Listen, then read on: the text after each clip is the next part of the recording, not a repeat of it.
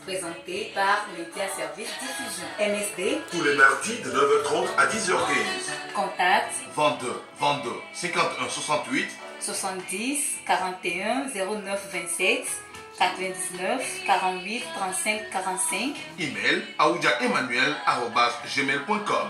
BP 60 254 B Lomé Togo.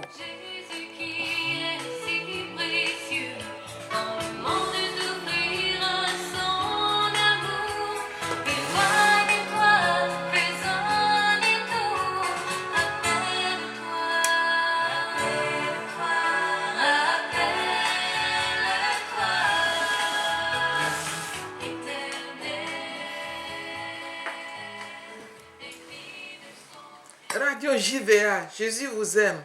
Recevez nos salutations dans le beau et précieux nom du nom Seigneur Jésus-Christ.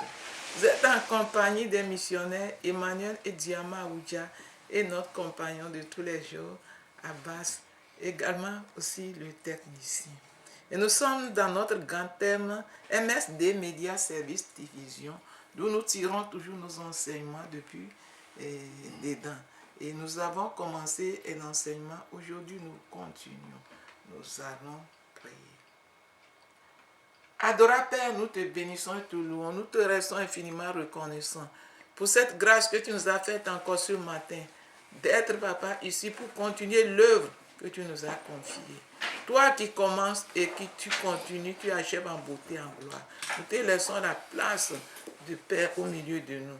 Viens nous conduire. Communique au travers de nous, dispose des cœurs, les pensées, afin que ce que tu veux encore semer puisse tomber sur les bons terres au nom de Jésus-Christ. Amen. Amen. Donc aujourd'hui, nous allons continuer notre enseignement et notre thème est l'exemple. Nous allons voir les exemples pris d'une histoire d'amour de l'Ancien Testament. Et nous allons parler des trois personnages qui se trouvent dans la Bible pour pouvoir éclairer davantage notre enseignement ou bien notre thème. Nous allons d'abord lire un texte qui va nous conduire à pouvoir comprendre ce que nous voulons communiquer aujourd'hui. Nous allons lire dans 1 Samuel 25. 1 Samuel chapitre 25.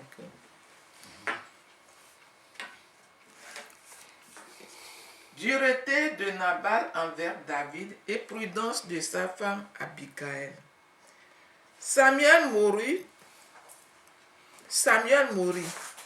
Tout Israël s'étant assemblé le pleura. Et on l'enterra dans sa demeure à Rama. Ce fut alors que David se leva et descendit au désert de Paran.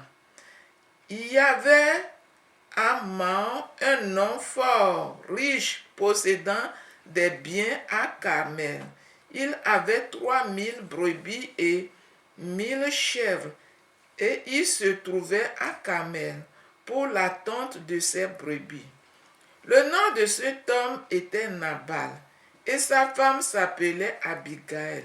C'était une femme de bon sens et belle de figure, mais l'homme était dur et méchant dans ses actions.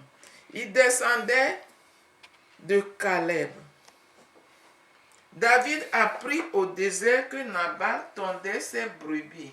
Il envoya vers lui 10 jeunes gens auxquels il dit: Montez à Carmel et allez auprès de Nabal. Vous le saluerez en mon nom et vous lui parlerez ainsi: Pour la vie, sois en paix, et que la paix soit avec ta maison et tout ce qui t'appartient. Et maintenant, j'ai appris que tu as les tondeurs. Or, tes bergers ont été avec nous. Nous ne leur avons fait aucun outrage, et rien ne leur a été enlevé pendant tout le temps qu'ils ont été à Carmel. Demande-le à tes serviteurs. et ils te le diront. Que ces jeunes gens trouvent donc grâce à tes yeux, puisque nous venons dans un jour de joie. Donne donc, je te prie, à tes serviteurs et à ton fils David ce qui se trouvera sous ta main.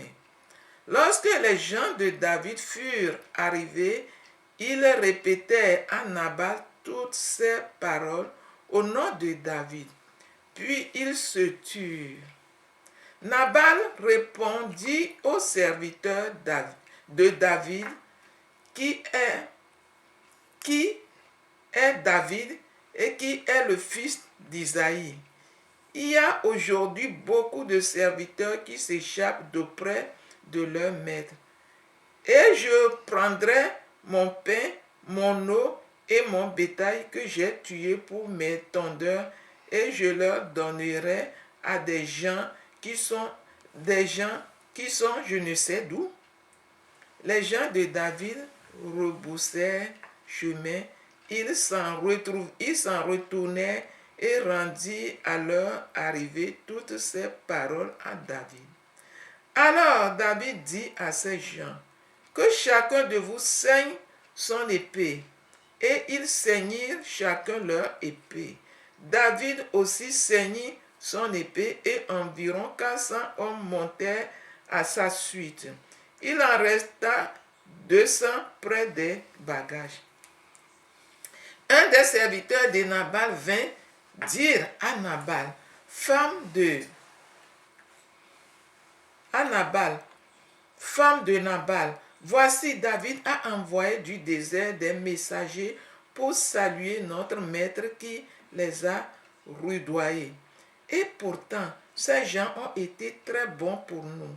Ils ne nous ont fait aucun outrage et rien ne nous a été enlevé tout le temps que nous avons été avec eux lorsque nous étions dans les champs. Ils nous ont nui et jour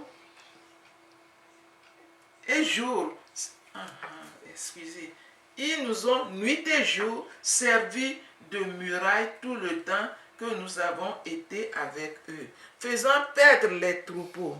Sache maintenant et vois ce que tu as à faire, car la perte de notre maître et de toute sa maison est résolue, et il est si méchant qu'on ose lui parler.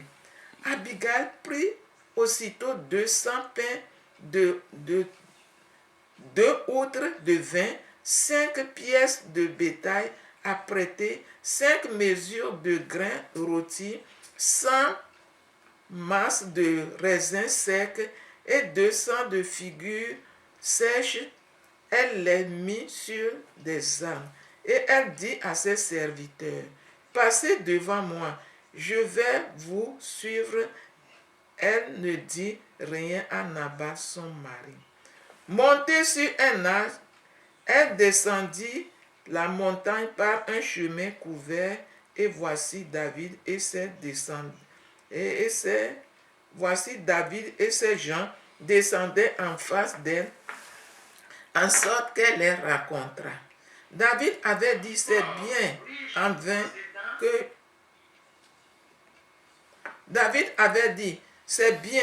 vain que j'ai gardé tout ce que cet homme a dans le désert et que rien n'a été enlevé de tout ce qu'il possède. Il m'a rendu le mal pour le bien.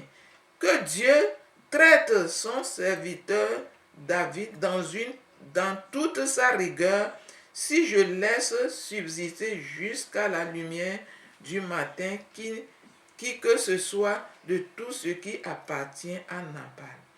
Lorsque Nabal aperçut David, elle descendit rapidement de l'âne, tomba sur sa face en présence de David et se prosterna contre terre.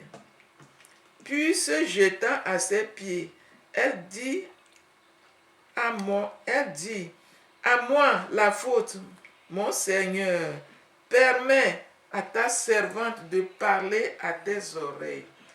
et écoute les paroles de ta servante. Que mon Seigneur ne prenne pas garde à ce méchant homme, à Nabal. Car il est comme son nom. Nabal est son nom, et il y a chez lui de la folie. Et moi, ta servante, je n'ai pas vu les gens que mon Seigneur a envoyés. Maintenant, mon Seigneur, aussi vrai que l'Éternel est vivant et que ton âme est vivante, c'est l'Éternel qui t'a empêché de répandre le sang et qui a rendu ta main et qui a retenu sa main. Que tes ennemis, que ceux qui veulent du mal à mon Seigneur soient comme Nabal.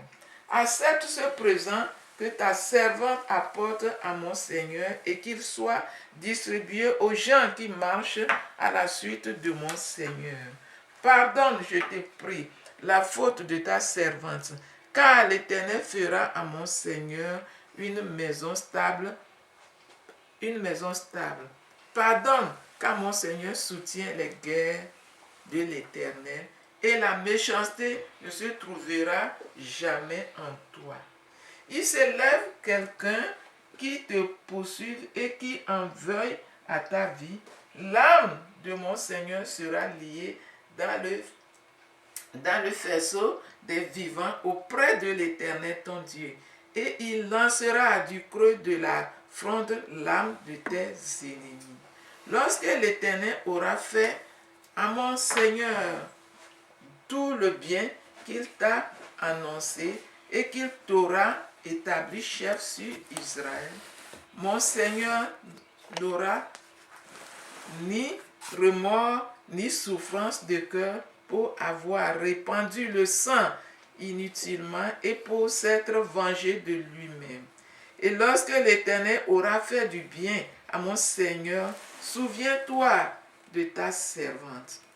David dit à Abigail, béni soit l'Éternel, le Dieu d'Israël, qui t'a envoyé aujourd'hui à ma rencontre. Béni soit ton bon sens et béni sois-tu, toi qui m'as empêché en ce jour de répandre le sang et qui a retenu ma main.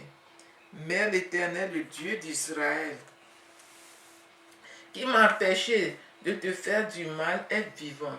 Si tu n'étais hâté de venir au-devant de moi, il ne serait resté qui que ce soit à Nabal, d'ici à la lumière du matin. Et David prit de la main Abigail ce qu'elle lui avait apporté et lui dit, monte en paix dans ta maison. Vois, j'ai écouté ta voix et je t'ai favorablement accueilli. Abigail arriva auprès de Nabal et voici, il faisait dans sa maison un festin comme un festin de roi. Il avait le cœur joyeux et il était complètement dans l'ivresse. Elle ne lui dit aucune chose, petite ou grande, jusqu'à la lumière du matin. Mais le matin, l'ivresse de Nabal s'étant dissipée, sa femme lui raconta ce qui s'était passé. Le cœur de Nabal reçut un coup mortel, devint comme une pierre. Environ 10 jours après, l'Éternel frappa Nabal et il mourut. David apprit que Nabal était mort et il dit, béni soit l'Éternel qui a défendu ma cause dans l'outrage que m'a fait Nabal et qui a empêché son serviteur de faire le mal.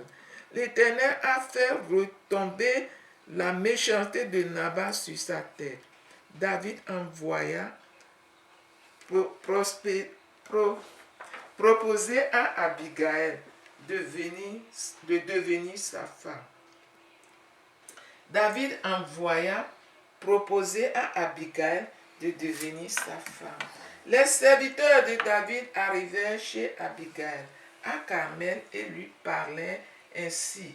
David nous a envoyés vers toi afin de te prendre pour sa femme. Elle se leva, se prosterna, le visage contre terre et dit, voici ta servante sera une esclave pour laver les pieds de tes serviteurs et mon Seigneur. Et aussitôt Abigail partit, montée sur un âne et accompagnée de 5 jeunes filles, elle suivit les messagers de David et elle devint sa femme. David avait aussi pris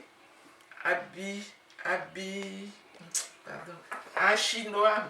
David avait aussi pris Achinoam de Gisèle et... Merci. On s'arrête là-bas. Donc voilà une histoire biblique qui est un exemple qui rejoint ce que nous avons parlé mardi passé concernant ce que Paul en a dit dans Romains chapitre 7 et ainsi de suite. Donc c'est un autre exemple qui montre que tant que notre ancienne nature pécheresse sont là, ne sont pas morts, on ne peut pas aller de loin.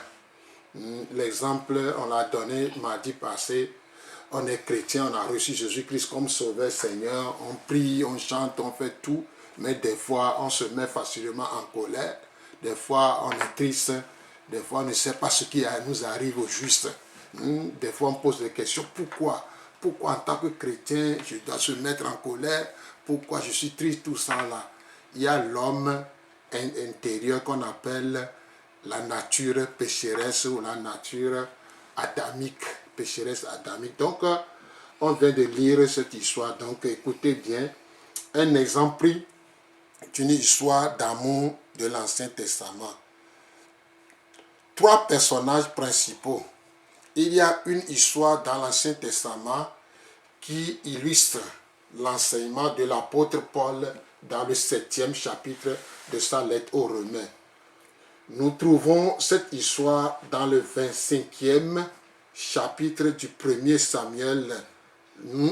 L'histoire nous introduit à 3 personnages principaux. A. Abigail, une très belle femme mariée. B. Nabal, le riche, même méchant mari, qui représente notre vieil homme d'Abigail, qui représente le vieil homme d'Abigail. David, un homme oint, choisi par Dieu pour être le prochain roi d'Israël. Les traits de chaque personnage. Abigail, les Saintes Écritures décrivent Abigail comme une femme très belle, sage, qui avait un cœur généreux et humble. Il y avait une malheureuse onction prophétique sur sa vie. Elle était vraiment une femme de Dieu très noble et remplie de grâce. Malheureusement, elle était mariée à un homme qui était une tache sur grâce, sa beauté et son caractère. Nabal, le mari d'Abigail, était un homme rude, méchant, sans aucune considération pour elle. Il était stupide, entêté et s'enivrait souvent en buvant trop de vin. C'est une image très triste. De plus, Abigail était liée à son mari par les lois du mariage jusqu'à la séparation par la mort. C'est seulement alors qu'elle serait libre d'épouser un autre homme. David, contrairement à Nabal, David était un homme selon le cœur de Dieu. Il avait été oint par Samuel pour devenir le prochain roi d'Israël. Il avait un côté de la vie de David qui était paisible et sensible. Ceci nous est merveilleusement révélé dans les psaumes. Il était aussi un homme de foi, de courage et de puissance. Il deviendra un jour le puissant roi d'Israël. Être marié à David serait vraiment un merveilleux mariage royal. La signification des personnages dans notre histoire. Considérons maintenant cette histoire d'une manière fraîche et intéressante. Nous pouvons dire que ces trois personnages suggèrent nos deux natures, notre relation avec Christ. Regardons la liste suivante. Abigail mariée à Nabal. Ceci est une image de notre condition sans la foi, mais comme mariée à notre vieille nature. Nabal, une image de notre vieille nature pécheresse à laquelle nous sommes mariés à cause des décisions de nos parents.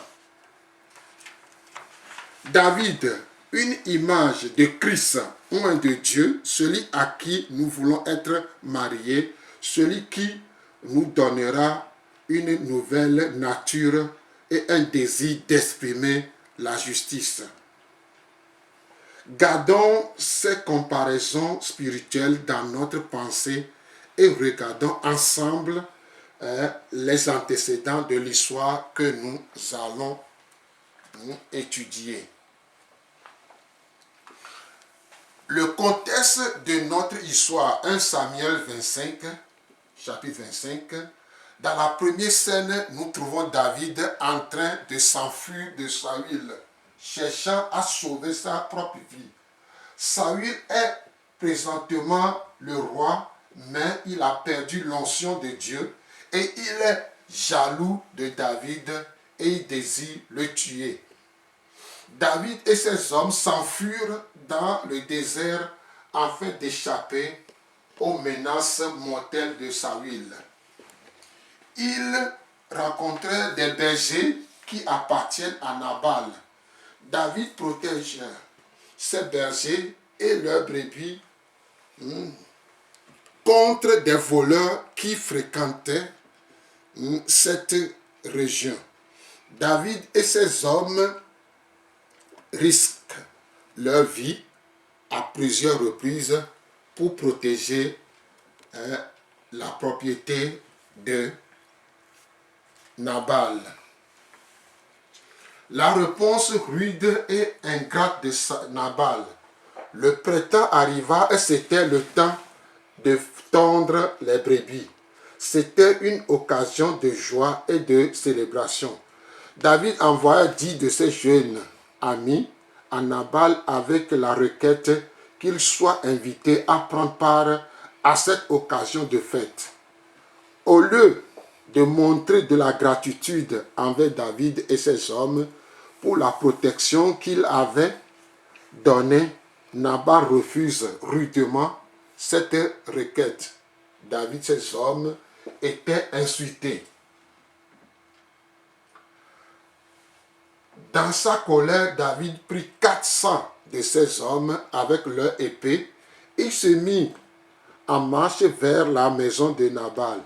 Il avait l'intention de le tuer et de prendre les brebis qu'il avait protégées contre les voleurs. Ceci serait leur vengeance.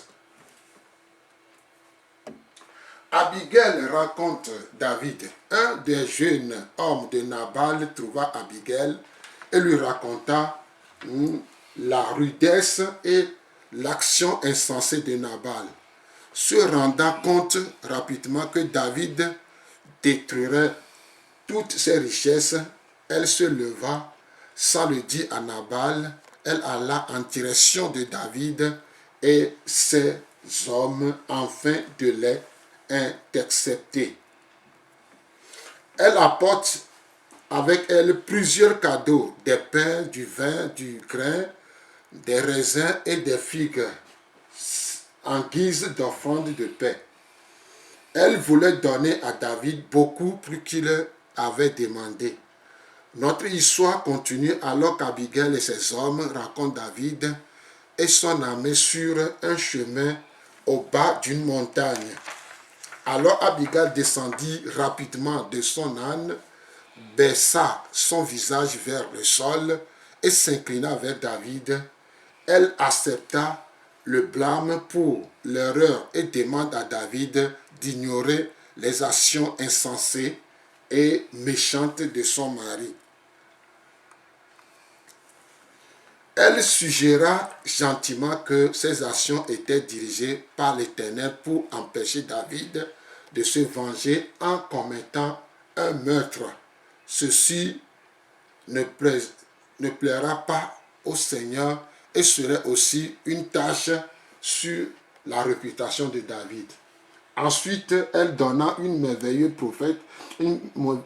parole de prophétie. L'Éternel fera à mon Seigneur une maison royale pour l'éternité. Pardonne, car mon Seigneur soutient les guerres de l'Éternel et la méchanceté ne se trouvera jamais en toi. Si s'élève quelqu'un qui te poursuive et qui en veuille à ta vie, l'âme de mon Seigneur sera préservée parmi les vivants auprès de l'Éternel ton Dieu, et il lancera des creux de la fronde à l'âme de tes ennemis. Lorsque l'Éternel aura fait à mon Seigneur tout le bien qu'il t'a annoncé et qu'il t'aura établi chef sur Israël, mon Seigneur n'aura ni remords ni souffrance de cœur pour avoir répandu le sang inutilement et pour s'être vengé lui-même. Et lorsque l'Éternel aura fait du bien à mon Seigneur, souviens-toi de ta servante. On vient de lire 1 Samuel 25, 28 à 31. Abigail était vraiment une femme très belle et gracieuse, qui avait beaucoup de sagesse et des dons d'interprétation prophétique. Elle était la seule parmi les membres de la maison de son mari qui remarqua l'onction spéciale qui était sur David. Elle avait dans son cœur un désir ardent de voir le jour où David monterait sur le trône royal. Elle était sensible avec un cœur rempli d'un espoir divin pour un meilleur jour. C'était un doux message d'amour quand elle dit « Souviens-toi de ta servante ». La mort de Nabal. Quand elle retourna à sa maison, elle découvrit que son mari avait complètement oublié David. Il ne remarqua même pas son absence. Il avait célébré un grand festin et il était complètement ivre. Nabal est une triste image de notre vieille nature pécheresse. Il n'avait aucun la connaissance des choses spirituelles, des desseins divins. Les Saintes Écritures disent que Nabal avait organisé un festin dans sa maison qui ressemblait à un festin de roi. Il jouait le rôle d'un souverain et il s'amusait beaucoup. Le vrai roi David avait voulu participer à la célébration, mais ne fut pas bienvenu. Nabal avait volontairement omis David de sa vie et il se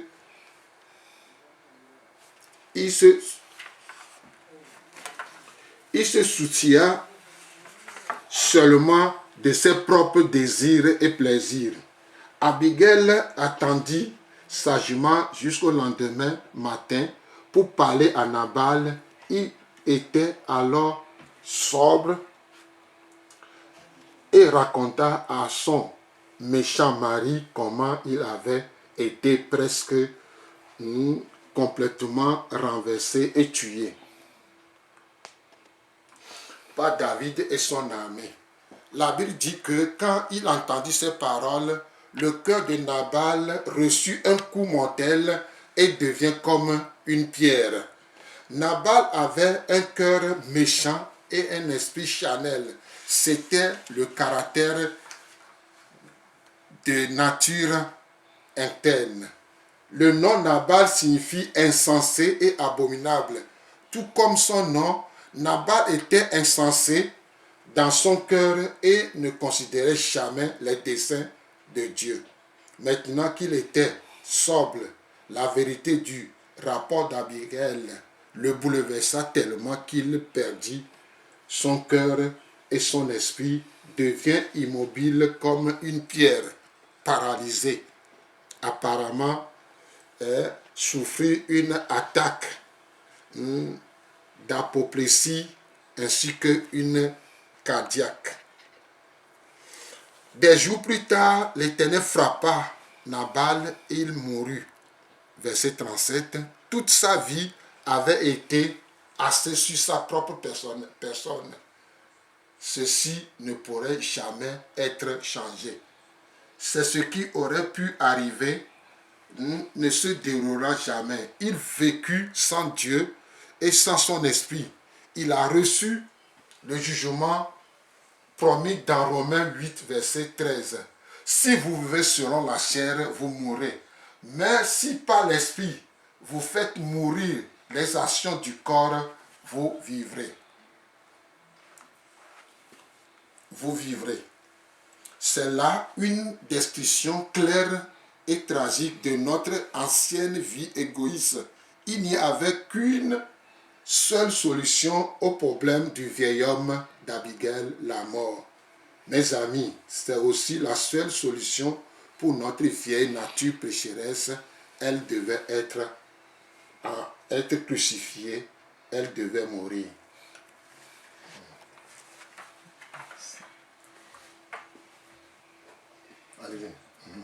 Et nous avons parlé des trois personnages dans la Bible, dont Abigail, la très belle femme, mariée, et Nabal, le riche mais méchant, et David, un homme point choisi par Dieu pour être le prochain roi d'Israël, qui a toujours un bon cœur. Si nous écoutons bien l'histoire, la chair nous détruit toujours. La chair nous pousse toujours dans l'orgueil. La chair nous montre que nous sommes au-dessus. Nous n'avons pas besoin de quelqu'un. Quand bien même Dieu touche les gens en notre faveur. Comment Dieu a touché David et son équipe en sa faveur pour protéger ses biens, pour lui faire du bien. La chair, la nature pécheresse, ou bien la chair, a fermé les yeux de Nabal sur le bien que David et son équipe lui a fait. Le peu qui va donner à David et que les deux côtés peuvent marcher ensemble, oui, c'est normal, les ténèbres et la lumière ne peuvent pas collaborer ou bien cohabiter. Nabal a choisi plutôt lui-même, s'est centré sur lui-même, comme toujours. La chair nous dit, mais c'est toi d'abord, c'est toi seul. Ils oublient que lorsqu'il y a un principal, il y a aussi les subordonnés pour que le principal soit vraiment remarqué. C'est à partir des subordonnés que le principal est remarqué. L'orgueil ne nous rappelle pas ça.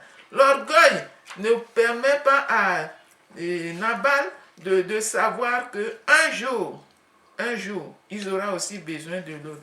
Et c'est comme ça, la chair nous trompe. La chair nous conduit tous les jours dans la destruction. Notre vieil homme nous trompe toujours. Notre vieil homme nous met toujours en déroute, oubliant qu'il y aura toujours le carrefour et on aura besoin toujours de Dieu.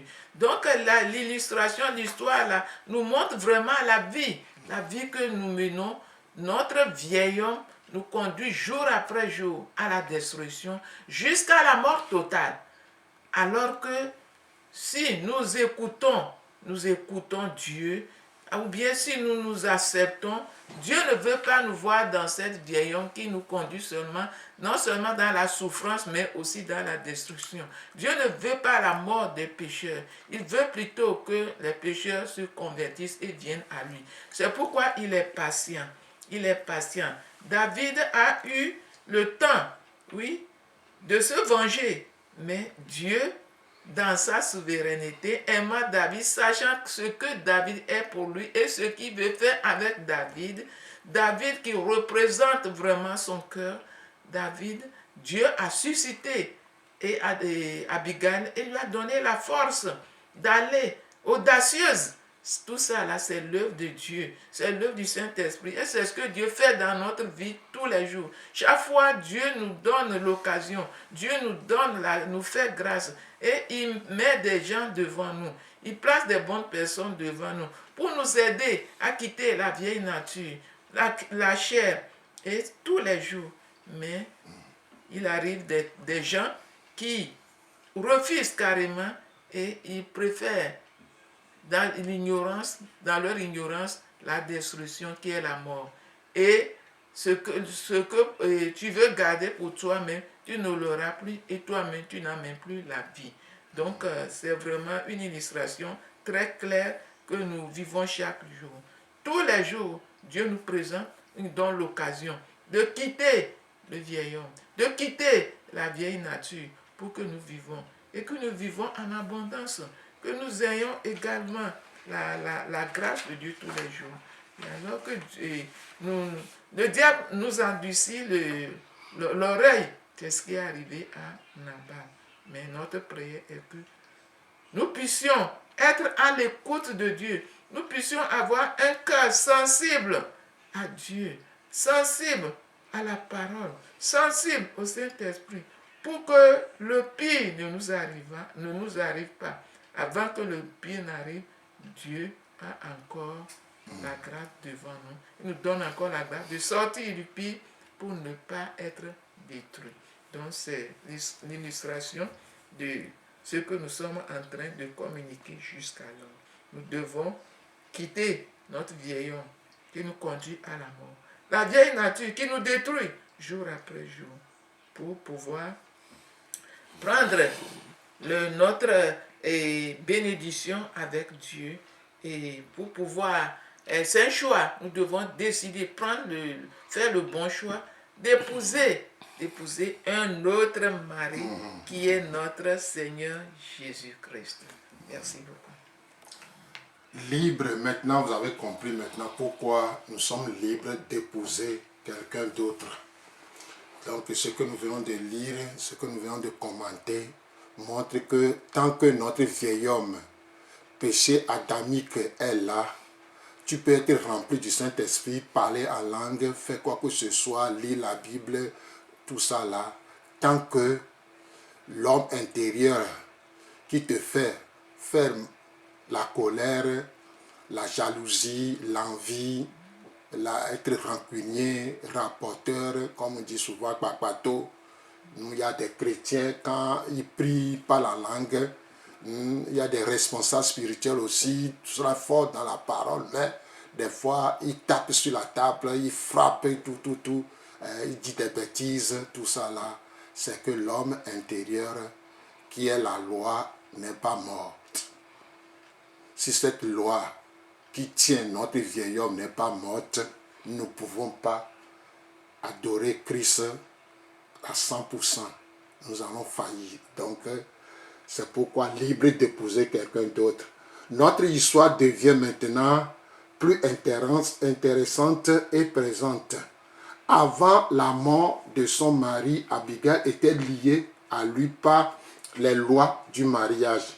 Maintenant qu'il est mort, elle est libre de se marier à un autre homme. Nous n'avons pas besoin de lire trop loin dans l'histoire pour connaître l'identité de cet autre homme. David apprit que Nabal était mort. Il dit, béni soit l'Éternel qui a défendu ma cause dans l'outrage que m'a fait Nabal. David envoya proposer à Abigail de devenir sa femme. Elle se leva, se prosternant le visage contre terre et dit, voici, ta servante sera une esclave pour laver les pieds des serviteurs de mon Seigneur. Et aussitôt, Abigail partit, montée sur un âne et accompagnée de 5 jeunes, elle devient sa femme. Voilà la fin de l'histoire. L'homme intérieur, là, la nature pécheresse adamique qui est en nous, s'il n'est pas mort avec toutes ces lois-là, on ne peut pas vivre la vie chrétienne victorieusement. Donc, je vous laisse à la prochaine fois. On va parler encore une réponse, une solution et une réponse pour que vous allez encore mieux comprendre tant que l'homme naturel ou pécheresse est en nous avec ses lois. On a bien compris. Des gens ont appris même les 10 commandements par cœur. D'autres connaissent correctement la parole de Dieu. Ils peuvent citer même les yeux fermés. Mais quand ils commencent à faire des dégâts, surtout au service, dans les sociétés, publiquement, dans la foule, tout ça là, on dit vraiment que c'est un chrétien ça. Oui, il est chrétien, mais il y a quelqu'un qui est en lui qui n'est pas mort. Madame, il faut comprendre. Notre vieille nature doit mourir. Notre chair doit se soumettre. Et c'est en cela que nous pouvons vivre une vie heureuse. C'est en cela que nous pouvons prendre la nature de Dieu, qui est la vraie nature, qui est la vie, qui est l'épanouissement, qui est la joie, qui est la grâce, et qui peut nous permettre d'avoir l'espérance continuelle. Parce que le vieil homme et la vieille nature ne nous permet pas de pouvoir nous épanouir, de pouvoir jouir de la grâce, de l'espérance, du salut que Jésus nous a apporté. C'est un devoir. Notre vieille nature doit mourir. Et c'est une décision à prendre. Nous n'avons pas le choix, mais nous devons le faire parce que c'est pour nous-mêmes d'abord et c'est pour les autres aussi et c'est pour la joie de l'Éternel. Merci beaucoup. Donc, nous sommes à la fin de cette histoire. Et mes chers frères et sœurs en Christ, c'est pas facile. Donc, nous, on ne vous donne pas de tort. On ne vous sanctionne pas. C'est que tant que l'homme intérieur, la nature pécheresse ou la nature adamique est dans notre vie, nos comportements, nos caractères ne seront toujours mauvais. C'est pourquoi certaines personnes, au lieu de comprendre que tant que cet homme naturel, pécheresse, est assis dans ton cœur, il va commencer à te condamner. Parce que la loi te dit de ne pas tuer, de ne pas voler. Mais il n'y a pas de solution pour ça. Donc c'est attaché, marié à l'homme intérieur. La loi de Dieu a été mariée pour nous. Donc on ne peut rien faire tant que cette loi de cet mariage en nous n'est pas morte. Mon frère et ma soeur, on ne peut pas vivre la vie chrétienne normale. Donc mardi prochain, on va parler d'une solution. La seule solution que nous devons avoir pour avoir une vie normale en Christ. Et là, sans colère, sans haine, sans jalousie, sans envie. La vie chrétienne maintenant, c'est l'envie, la jalousie. Des tas de choses qui arrivent qu'on n'arrive pas à comprendre. Donc, ayez les oreilles et les yeux pour nous entendre mardi prochain. Merci beaucoup. Merci beaucoup. Père éternel, nous te sommes reconnaissants de ce que ton amour te pousse toujours vers nous pour nous aider à venir, à nous séparer de notre vieil homme, de notre vieille nature qui nous détruit, qui nous bouleverse, qui nous donne la confusion. Tu veux, Seigneur, que nous soyons libres, que nous puissions nous épanouir, que nous ayons ta paix, ta joie et que notre vie soit heureuse. Esprit de Dieu, tu peux le faire. Tu peux dispose les cœurs, les pensées. Envoie, Papa, des gens vers tes enfants afin qu'ils puissent préparer leur cœur, toucher leur cœur. Comme tu as envoyé ce jour David dans la maison de Nabal pour libérer Abigail, Papa, envoie ton esprit, envoie des gens disponibles pour toucher, pour parler, pour semer dans la vie des uns des autres alors qu'ils attendent encore de toi. Merci, Papa, de continuer, oui, cet enseignement dans la vie des uns des autres, au nom de Jésus-Christ. Amen.